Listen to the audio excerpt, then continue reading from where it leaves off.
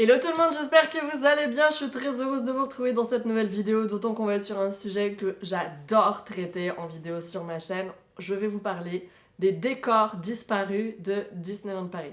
Aujourd'hui, je vous parle de 5 décors qu'on n'a pas encore vus sur cette série de vidéos sur les éléments disparus de Disneyland Paris. On y va tout de suite, c'est parti.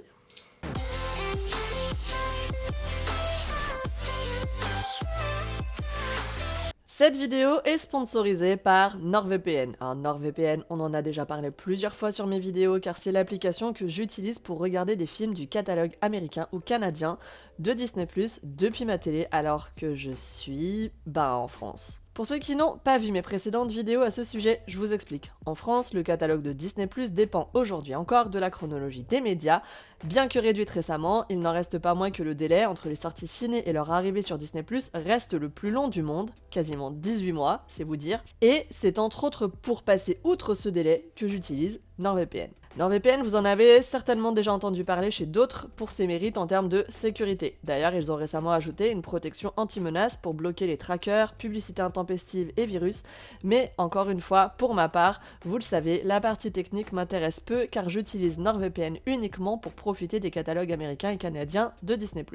C'est super simple à utiliser, l'application fait juste croire à votre écran que vous êtes dans un autre pays, ce qui permet de profiter du catalogue Disney+ de celui-ci. Personnellement, c'est comme ça que j'ai pu regarder Encanto dès cet hiver depuis mon salon, et c'est aussi comme ça que j'ai regardé Shang-Chi, Jungle Cruise, Les Éternels, bon ok, celui-là c'est pas le meilleur argument, ou des vidéos exclusivement proposées aux États-Unis, par exemple comme la Disney Parks Collection, pleine d'exclusivités américaines.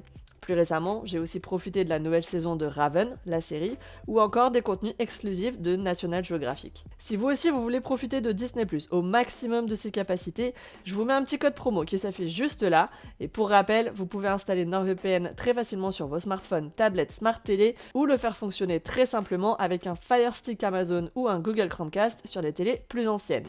Honnêtement, c'est très simple, je m'en sers tout le temps et si vous n'êtes pas convaincu, vous avez même la garantie remboursement pendant 30 jours. Mais entre nous, vous y prendrez vite goût. Enfin bref, sur ce, retour à la vidéo. Alors, l'histoire de Disneyland Paris, vous le savez, c'est quelque chose que j'adore, c'est vraiment un sujet qui me passionne, enfin voilà, je pense que des vidéos sur ce sujet-là, j'en ai fait plein et je vais continuer à en faire plein, ne serait-ce que parce que j'ai des vidéos aussi sur les attractions disparues qui arrivent très prochainement. Je sais que c'est aussi un sujet qui vous plaît particulièrement, donc j'ai repris mes fouilles archéologiques à l'échelle de Disneyland Paris pour le sujet d'aujourd'hui. Notez que je vais vous faire également un décor disparu spécial hôtel de Disneyland Paris et celui-là j'ai quand même vraiment hâte de m'y mettre parce que apparemment il y a quand même pas mal de choses à voir aussi de ce côté-là. C'est quelque chose que j'avais commencé à regarder un petit peu quand je vous ai fait la dernière vidéo justement où je vous ai parlé de la soucoupe du Santa Fe. Et en fait je me rends compte qu'il y a quand même pas mal de choses aussi qui ont bougé au niveau des hôtels, donc je vous ferai une vidéo à ce sujet-là. Mais aujourd'hui, je vous parle de 5 décors qui n'existent plus aujourd'hui à Disneyland Paris parce qu'ils ont disparu. Et j'ai vraiment hâte de voir si c'est des décors que vous connaissiez parce que autant des fois je vous parle de choses qui sont vraiment connues du grand public, notamment la dernière fois quand je vous ai parlé du toboggan du labyrinthe d'Alice à Fantasyland, autant cette fois-ci, je suis pas sûre que vous sachiez tout ça. Alors, la première chose dont je vais vous parler, je dirais que c'est un duo qui est assez triste en vrai, et c'est un sujet que j'ai déjà abordé dans la série des attractions disparues de Disneyland Paris. Je vous ai déjà parlé du Mark Twain. Alors je vais pas forcément revenir sur l'histoire du bateau, même si je pense que après sa sortie l'année dernière, justement après la réhabilitation du Molly Brown, on espère quand même tous un jour le voir revenir, mais honnêtement, moi, plus les années passent, moins j'y crois quand même. Je comprends même pas que le truc soit encore là. Pourquoi ils l'ont pas juste démoli, qu'on en finisse, tu vois? Parce que clairement, je vois pas comment on pourrait sauver ce qui reste. Mais bon, bref. Le Mark Twain, du coup, il ne circule plus à Disneyland Paris depuis 2011. Ça, on le sait, je vous en ai parlé, je vous ai raconté son histoire justement dans la vidéo sur l'attraction disparue du Mark Twain. Si vous ne l'avez pas vue, je vous la remets juste là-haut et je vous invite à aller jeter un œil sur cette vidéo qui est peut-être l'une des plus émouvantes que j'ai fait au niveau de cette série. Mais il y avait quelque chose qui était associé justement au Mark Twain sur Main Street USA. Est-ce que vous allez savoir ce que c'est? Il y avait une fresque en fait sur Times Square qui depuis a été remplacée par une autre qui représente toujours un bateau. Et du coup la fresque actuelle c'est celle-ci, mais auparavant il y avait ça. Cette fresque du coup qui faisait la promotion d'excursions sur la rivière, donc River Excursion.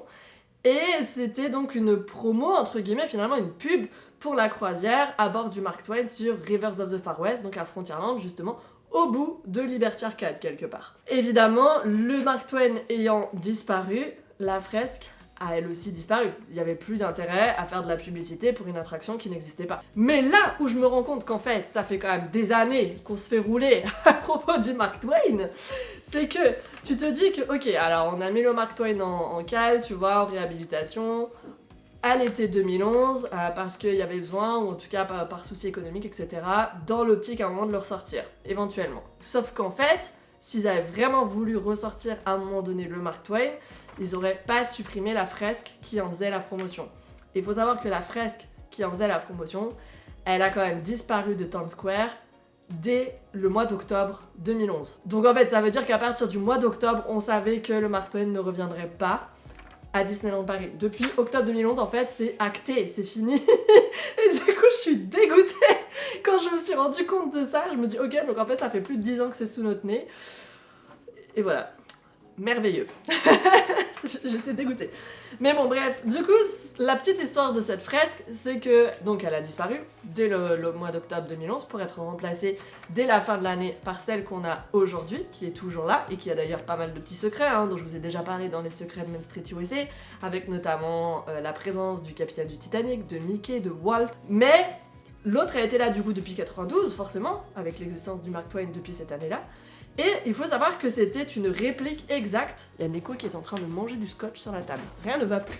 Ah sorry, je ne sais plus ce que je disais du coup. Oui, je disais, donc cette fresque, c'est une réplique exacte de celle qui était présente, parce que j'ai l'impression qu'elle est plus présente non plus là-bas, à Disneyland en Californie, un parc où aujourd'hui par contre le Mark Twain existe encore et navigue encore du coup sur Rivers of America. Et en fait finalement l'inspiration de ce panneau publicitaire c'est un peu, vous savez, ces panneaux qui vous disent welcome dans telle ville, tu vois, un truc très américain qu'on a un peu vu passer notamment dans Cars. Voilà, il y a plein d'exemples comme ça, on a vu plein de fois des cartes postales genre welcome to Austin, welcome to Chicago, enfin voilà, ça fait partie de ces trucs un petit peu typiques américains. Et clairement voilà, c'est un peu inspiré de ça au niveau graphique. Et c'est une... Encore une fois, c'est une fresque qui était super belle, super canon, et qui a disparu comme ça. En 2011, il n'y avait pas les réseaux sociaux, du coup tu pouvais faire passer des trucs un peu en secret comme ça.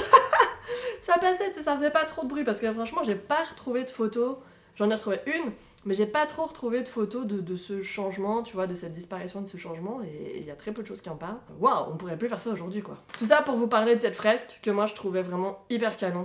Très belle, pleine de détails, j'adore, enfin que ce soit le travail graphique, typographique, voilà, au niveau des couleurs aussi c'est incroyable, enfin c'est quelque chose qui artistiquement était super canon et allait vraiment voilà, dans le sens de l'époque de Main Street USA, en tout cas dans laquelle elle est située, et qui aujourd'hui a complètement disparu. Et finalement aujourd'hui, qu'est-ce qui reste du Mark Twain? Il n'y a plus la fresque, il n'y a plus le bateau. Je crois qu'on fait encore mention finalement du Mark Twain sur l'affiche de l'attraction, mais c'est tout. La deuxième chose dont j'ai envie de vous parler, alors est-ce que c'est vraiment un décor disparu dans le sens où finalement aucun visiteur ne l'a vraiment connu? C'est les escaliers de Discoveryland. Alors ça, c'est quelque chose que peut-être certains d'entre vous connaissent ou ont entendu parler, parce que ça a été évoqué notamment dans le podcast, il me semble, de Puissance Park, enfin dans un de leurs podcasts en tout cas, quand ils ont fait une interview de Tim Delaney, donc le directeur artistique justement de Discoveryland. Et donc ces escaliers, ils étaient situés où? Ils étaient situés du côté du café Hyperion, là où vous avez donc les fameux hublots qui devaient, rappelez-vous, relier le café Hyperion à Discovery Mountain. Projet qui a donc été avorté et transformé en Space Mountain de la Terre à la Lune.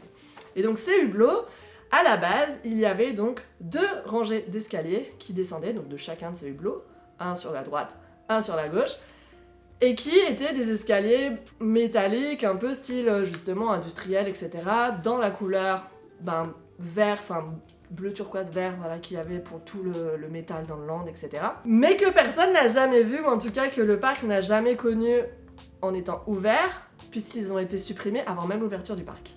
C'est quand même un décor disparu plutôt atypique celui-là. Et pourquoi est-ce qu'ils ont été supprimés? A priori c'est parce qu'ils bouchaient la vue vers Star Tours. sachant que Star Tours c'était un peu l'attraction à sensation finalement de Discoveryland à ce moment-là, puisque rappelons que Space Mountain n'ouvrira que 3 ans plus tard, en 95. Alors évidemment, l'objectif c'était quand même que les visiteurs puissent voir Star Tours, puissent y accéder facilement, et là en fait il y avait du coup ces 2 escaliers en plein milieu. Et que reste-t-il aujourd'hui de ces escaliers? Évidemment les hublots on les connaît, puisqu'ils font partie de l'histoire de Discoveryland. Et il y a, vous savez, au pied de ces hublots, on fait pas forcément gaffe, mais il y a 2 taupières, voilà, dont l'une est occupée actuellement par les statues de Wall-E et Eve. En fait, ces taupières, c'était le point d'atterrissage, entre guillemets, je sais pas trop comment appeler ça, de ces fameux escaliers. Donc ces escaliers, on a pu les voir un petit peu sur quelques plans, sur quelques concept art, voilà, sur quelques photos de chantier à l'origine, avant l'ouverture. Mais il y a très peu de fichiers qui en font mention, et c'est tout simplement parce que ça a disparu début 92. Troisième décor disparu qu'on va évoquer à Disneyland Paris dans cette vidéo, le Waltz, an American Restaurant. Alors, le Waltz, je vous en ai déjà parlé. On a déjà parlé de la terrasse extérieure du Waltz, du coup, qui était située sur... c'est Flower Street, donc la rue qui donne sur, justement, Liberty Arcade. Ça, on en a parlé. Mais ce que j'ai pas évoqué, il me semble, dans la première vidéo, parce que je crois que c'est dans l'une des premières vidéos décors disparus, c'est les salles qui étaient situées au rez-de-chaussée du Waltz, et qui sont actuellement occupées du coup par la boutique Lily's Boutique. À l'origine du coup, Lily's Boutique n'existait pas, c'est une boutique qui est arrivée à Disneyland Paris en 1999, après la fermeture justement des salles du rez-de-chaussée du restaurant Waltz, an American Restaurant. Et donc c'était déjà à ce moment-là une institution, peut-être l'un des plus beaux restaurants de Disneyland Paris, et peut-être aussi l'un des plus grands quelque part, puisqu'il y avait la terrasse à l'extérieur, il y avait donc 3 salles en bas au rez-de-chaussée, et du coup toutes les salles qu'on lui connaît également à l'étage, la salle Discoveryland, la salle Frontierland, la salle Main Street USA, la salle Fantasyland, etc., la salle Adventureland, enfin bref, voilà, c'est quand même un restaurant qui est assez grand, et qui du coup l'était encore davantage en 1992, et ce jusqu'à 99. Alors, on peut deviner un petit peu du coup ce qu'il reste finalement de ces accès, puisque je sais pas si vous avez déjà fait attention quand vous voyez du coup des photos du Waltz, pas forcément quand vous y allez, mais quand vous allez y retourner vous ferez peut-être attention. Quand vous arrivez et que vous entrez donc au rez-de-chaussée, par l'entrée principale du restaurant, sur votre gauche, du coup, donc il y a l'ascenseur juste en face, les escaliers qui montent, mais sur la gauche, il y a cette espèce de mur qui est quand même très étrange, avec un meuble posé devant, mais ce mur, il vous a jamais semblé bizarre, ou en tout cas pas naturel? Et c'est tout simplement parce qu'en fait, à l'origine, il était pas là, c'était une porte, enfin en tout cas c'était une entrée vers l'une des salles justement du rez-de-chaussée. Celle-ci a donc été complètement bouchée, puisque derrière c'est Lily's Boutique, et en revanche, l'autre entrée qui menait à l'autre salle, donc sur votre droite quand vous rentrez dans le restaurant, elle est toujours là, l'accès à Lily's Boutique se fait toujours depuis le restaurant, justement. Mais voilà, le côté gauche a été complètement bouché, et donc tout ce qu'il y avait dans ces salles-là a été supprimé. Ils ont gardé quelques gros meubles qui sont toujours dans la boutique, mais il y a pas mal de peintures qui ont été déplacées, etc. Et il y a des meubles surtout qui ont été vendus aux enchères, notamment celui-là, voilà. Celui-là il est parti à la vente aux enchères qui a eu lieu genre en décembre 99 il me semble, et je pense que ça a été le cas de plusieurs autres éléments du mobilier. Alors du coup je vais vous poser la question parce que je sais que sur la terrasse du Waltz il y avait plusieurs d'entre vous qui avaient témoigné et qui m'avaient dit justement qu'ils avaient connu cette époque-là et qu'ils y avaient d'ailleurs mangé, que c'était super cool, etc. Donc voilà, dites-moi si vous avez connu les salles au rez-de-chaussée du Waltz et comment c'était et le souvenir que vous en gardez, parce que du coup c'est toujours super intéressant d'avoir vos retours sur ça, parce que moi pour le coup c'est une époque que je n'ai pas connue malheureusement. Quatrième décor disparu dont je vais vous parler, celui-ci j'avoue il me tient un petit peu à cœur quand même, parce que j'espère vraiment le voir revenir, parce que je me dis qu'en fait concrètement soit c'est juste des néons à changer, soit c'est juste des lumières ou des ampoules, enfin j'en sais rien, mais c'est un truc quand même assez facile je pense à réactiver. Ce sont du coup les verrières des arcades, que ce soit Liberty Arcade ou Discovery Arcade sur Main Street USA. Alors, les arcades de Main Street USA, je vous en ai déjà pas mal parlé, je vous en parle énormément, que ce soit très récemment dans les attractions de Disneyland Paris où vous n'avez pas du tout d'attente, que ce soit au niveau des secrets aussi de Main Street USA ou du parc de manière générale, voilà, et c'est pour moi vraiment, ce sont de mini-musées et ce sont des endroits que j'adore parce qu'ils sont hyper riches culturellement. Mais au-delà de ça, à la base, c'était aussi des endroits qui étaient beaucoup plus lumineux avant. Et pourquoi est-ce qu'ils étaient beaucoup plus lumineux avant? C'est parce que Monsieur Eddie Soto, le directeur artistique de Main Street USA, pour rappel, avait prévu que ces arcades, en fait, soient rétroéclairées. Le toit, finalement, enfin, en tout cas, ce qui aujourd'hui est un toit éteint, voilà, un plafond, en tout cas, éteint, était à la base éclairé pour nous donner l'impression que ça donne sur le ciel vraiment, ou en tout cas que ce soit juste opaque mais que ça donne sur le ciel. Alors qu'en réalité, voilà, ils sont dans un bâtiment. C'était un petit effet magique assez sympa pour reproduire la lumière du jour. Ça donnait vraiment un autre aspect aux arcades, je trouve qu'elles avaient ce côté beaucoup plus clair, beaucoup plus lumineux. Aujourd'hui les arcades c'est quand même si c'est très cosy, très cocon, etc., c'est quand même des endroits qui sont assez sombres et qui n'ont pas du tout la lumière du jour qui passe quasi. Bah ce plafond éclairé à la base permettait de reproduire la lumière du jour. Et je trouve que voilà, quand on voit sur les photos comme ça rend, je me dis que c'est un effet que j'aimerais beaucoup voir revenir, que ce soit à Discovery Arcade ou à Liberty Arcade, et concrètement je pense que c'est quand même pas très compliqué à faire. Je pense que c'est vraiment en mode faut juste changer les ampoules ou peut-être appuyer sur le bouton, tu vois. Et ouais, j'aimerais bien voir revenir ça parce que ça donne vraiment un autre aspect au lieu. Pour la petite histoire, quand même, ces arcades, évidemment, elles sont peut-être très familières pour certains d'entre vous, mais parce qu'elles ont été inspirées par quelque chose qui existe vraiment en architecture, que ce soit au niveau des arcades, justement, parisiennes, comme la Galerie Vivienne ou le Passage des Princes aussi, je vous remets des photos juste ici. Et l'inspiration originale, a priori, selon Eddie Soto, c'est la Galerie Burlington à Londres. Voilà, il y a quand même un vrai clin d'œil à l'architecture européenne sur cet aspect-là des arcades de Disneyland Paris. Et je trouve que c'est dommage que ce petit détail ait disparu. Et encore une fois, j'ai l'impression que c'est tellement simple de le réactiver. S'ils ont réactivé la petite, tu sais, la petite montgolfière dans Boardwalk Candy Palace, moi je suis sûre qu'ils peuvent réactiver la verrière. Allez, le dernier décor disparu de Disneyland Paris que j'ai envie d'évoquer dans cette vidéo, c'est vraiment un sujet limite, franchement j'aurais voulu en faire une attraction disparue, mais clairement j'ai pas assez de visuel et pas assez de contenu pour le faire, donc je le mets dans un décor disparu. C'est le Café des Visionnaires. Le Café des Visionnaires, c'est vraiment un sujet qui me fascine, que j'adore, parce qu'évidemment il est à Discoveryland, qui est mon land préféré à Disneyland Paris, et aussi parce que justement c'est quelque chose qui a pour moi subi un destin tellement injuste. Je trouve ça trop triste en fait l'histoire de ce lieu, et du coup c'est pour ça que ça me tenait à cœur quand même de vous en parler dans cette série de vidéos. Alors le Café des Visionnaires, qu'est-ce que c'est ? La plupart d'entre vous, je pense, n'a jamais entendu parler de ce lieu. Ce qu'il y a actuellement au Café des Visionnaires, c'est le bureau des passes annuelles. Pas celui des Walt Disney Studios, celui qui est fermé sur le parc Disneyland. Le Café des Visionnaires, il était donc situé à l'entrée de Discoveryland et avait, comme son nom l'indique, pour thème les visionnaires, et rendait un hommage assez visuel et plutôt clair à Jules Verne. Et il y avait 3 fresques peut-être qui rendaient vraiment hommage justement à l'univers de Jules Verne et aux attractions de Disneyland Paris qui étaient inspirées justement des romans de l'auteur. Ce qu'il reste aujourd'hui du Café des Visionnaires, c'est le bureau des passes annuelles du coup, et la fresque avec Jules Verne au milieu qui est entourée par plusieurs références à ses œuvres littéraires. Mais il faut savoir qu'à l'origine, le Café des Visionnaires faisait peut-être 2, peut-être 3 fois cette taille-là, voilà. Et il y avait d'autres fresques qui ont depuis été complètement détruites, j'imagine, qui ont totalement disparu, puisque la deuxième partie est devenue au bout d'un moment l'arcade des visionnaires, peut-être, je dirais, presque une dizaine d'années plus tard. Et au final, ça a fini par complètement fermer pour être remplacé en 2002, peut-être même en 2004, par les backstage de Buzz Lightyear Laser Blast. Aucune chance qu'on récupère quoi que ce soit du Café des Visionnaires aujourd'hui. Mais voilà, c'est vrai que ces fresques, je vous les mets là parce qu'elles étaient vraiment super canon. Et elles étaient dans ce style vraiment particulier. Je trouve, il y a un petit côté un peu futuriste, tu vois, je trouve, dans le traitement artistique qui est vraiment super cool. C'est très très graphique. Je trouve que pour les années 90, c'est assez...